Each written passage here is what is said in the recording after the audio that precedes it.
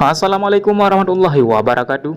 Saudara Lun, Ketua Majlis Permusyawaratan Ulama iaitu MPU Aceh, Tunku Haji Faisal Ali menegaskan untuk berhati-hati dalam memaknai sesuatu hukum, khususnya hukum agama. Dirinya mencontohkan dalam kasus riba yang bisa saja seorang Muslim keluar daripada agama Islam akibat salah mentafsirkan. Kita makan riba itu dosa besar, tetapi menghalalkan riba itu keluar daripada Islam. Maka riba dosa besar bisa bertaubat kepada Allah Subhanahu wa taala, dan Allah menyediakan pintu pengampunan yang cukup besar. Tapi menghalalkan riba keluar daripada Islam, maka hati-hati, tegas Abu Faisal saat membuka kegiatan pembinaan Badan Otonomi MPU Aceh tahun 2023 di Gedung Haji Abdullah Ujung Rimba MPU Aceh, Rabu 17 Mei 2023. Abu Faisal juga mengingatkan peserta yang hadir untuk harus mempelajari ilmu-ilmu keagamaan. Dalam kesempatan itu, Abu Faisal juga mengingatkan bahawa semua ada kapasitasnya masing-masing,